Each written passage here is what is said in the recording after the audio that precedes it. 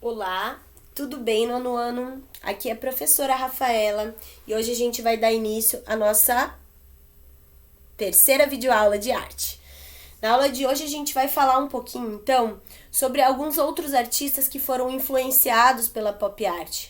Nós vimos nas aulas anteriores e conhecemos um pouquinho melhor a respeito do conceito desse movimento artístico, de que maneira ele acontece, né?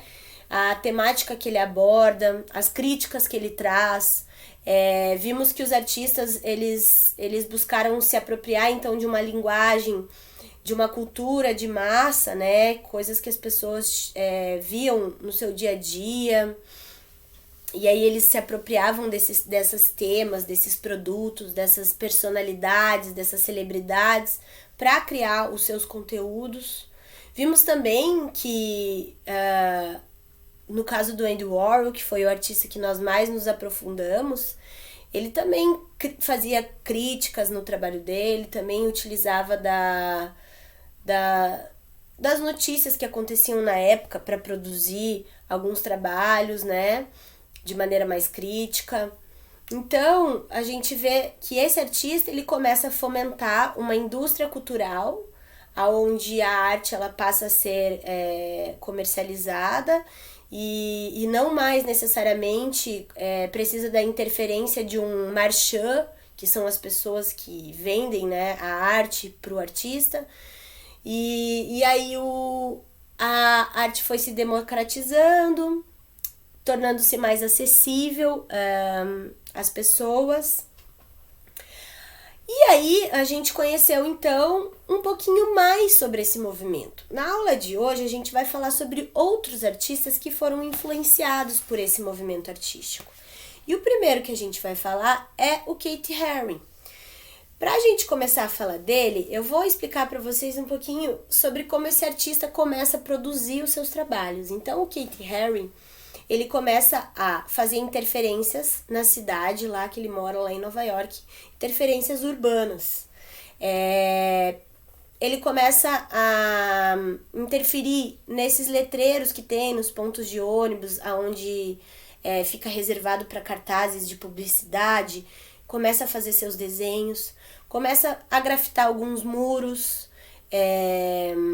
ainda na época muito criminalizado o grafite. Keith Haring é preso muitas vezes, mas ele passa a produzir e disseminar esse trabalho dele em toda a cidade e torna-se conhecido por isso. E ele cria uma linguagem que se inspira lá no trabalho que o Andy Warhol começou, na pop art. Então, a gente vê cores fortes, a gente vê um desenho simplificado ali, ele cria uma linguagem com personagens simplificados, muito interessante. E aí esse artista ele vai trabalhando então assim, dessa forma, disseminando a cultura, o trabalho dele na rua, né, dando acesso a todas as pessoas ao que ele fazia. E aí chega um dado momento que ele resolve abrir uma loja, e ele abre essa loja com essa intenção também de democratizar a arte, de fazer com que as pessoas tivessem acesso ao trabalho dele. E aí ele pega aquelas estampas, aqueles desenhos dele, e ele coloca em camiseta, caneca, chaveiro, em muitos outros produtos. Abre essa loja chamada Pop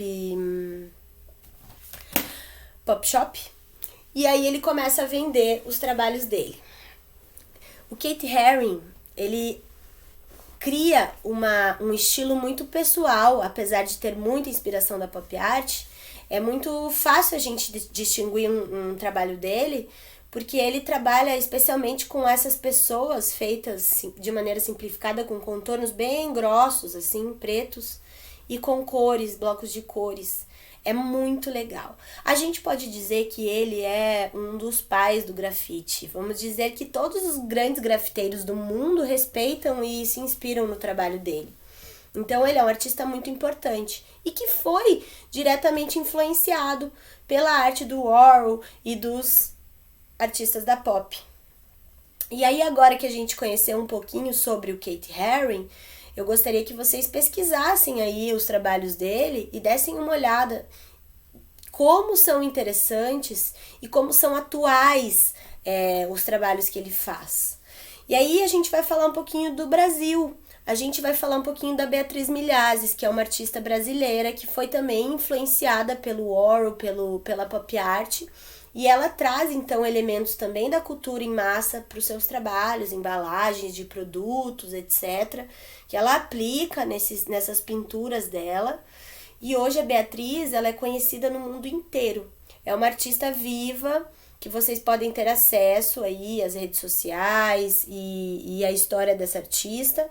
E ela, hoje, tem o seu trabalho mega valorizado no mundo inteiro. Chegou a vender obras dela por 16 milhões. Então, é uma artista que as pessoas têm dado um valor muito grande. E ela trabalha, então, com essa questão das cores, desses produtos que ela traz, das formas. Então, ela faz um misturado, um bem bolado aí, e cria uma estética também muito única no trabalho dela. Então, é bem legal que vocês conheçam um pouquinho dessa artista, porque ela também é importante. Leiam ali a página 15, que fala um pouquinho sobre de que forma essa artista ela consegue chegar nesse patamar artístico, né? Então ela bebe lá da fonte, lá dos artistas da pop, e ela traz isso pro contexto do trabalho dela, e ela cria obras muito interessantes. Então, gente, eu gostaria que para essa aula de hoje vocês fizessem uma pesquisa legal lá no Google com os trabalhos do Keith Haring que vocês conheceram hoje, que é um artista bem interessante, bem importante, então, que traz essas referências da pop. A Beatriz Milhazes também. E eu quero que vocês respondam lá as questões da página 16.